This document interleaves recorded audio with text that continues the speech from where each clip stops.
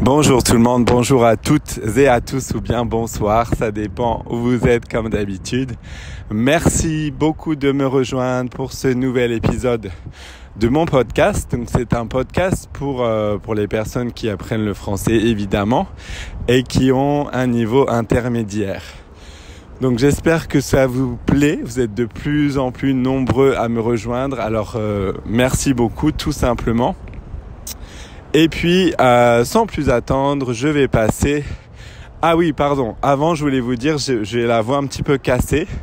Je suis un petit peu malade aujourd'hui, j'ai un rhume. Donc je m'excuse, ça vous met vraiment en condition, je pense. Ça vous habitue à comprendre tout type de voix.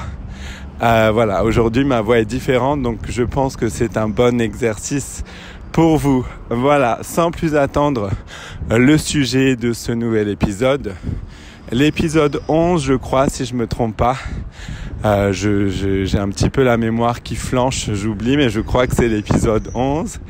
Aujourd'hui, je vais vous parler de 3 nouvelles expressions françaises. Alors, la première expression, sans plus attendre, c'est une expression qui m'a été rappelée finalement par une élève cette semaine et qui m'a fait sourire. Je l'avais un petit peu oublié et c'est vrai que elle est assez rigolote. C'est gober les mouches. Gober les mouches. Donc gober les mouches, ingurgiter, manger finalement, gober. Les mouches, on sait tous ce que c'est, cet insecte volant, gober les mouches, donc manger, ingurgiter les mouches. Littéralement, on comprend pas trop ce que ça veut dire. Donc je vais décrypter cette expression pour vous aujourd'hui. Eh bien, ça veut dire être paresseux, être feignant. Exemple en contexte, Laurent arrête de gober les mouches, ne reste pas comme ça avachi sur le canapé, arrête de gober les mouches et va dehors, va faire de l'exercice, va travailler, va courir, va marcher, fait quelque chose, arrête de gober les mouches. Tu es paresseux, ça m'agace. Voilà, donc pour cet exemple en contexte et pour cette première expression, n'hésitez pas à commenter ou à me poser vos questions si vous en avez. J'y répondrai comme d'habitude avec grand plaisir. La deuxième expression aujourd'hui, c'est décrocher le cocotier. Décrocher le cocotier. Alors décrocher, synonyme obtenir. Le cocotier, je pense que vous savez tous ce que c'est. C'est cet arbre finalement qui produit des cocos.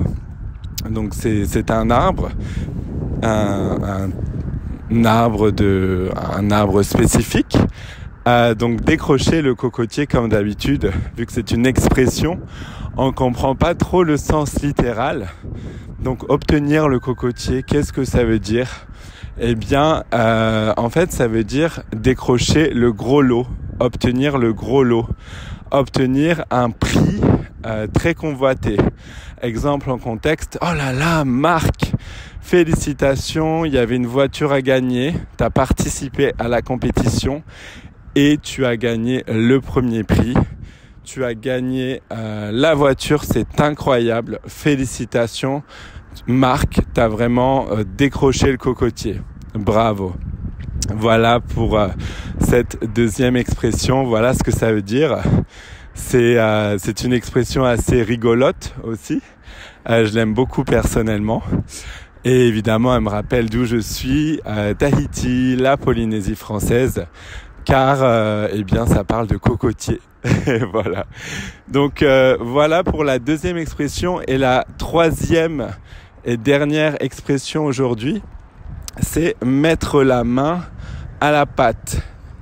Mettre la main à la pâte. Donc mettre la main, on comprend ce que ça veut dire.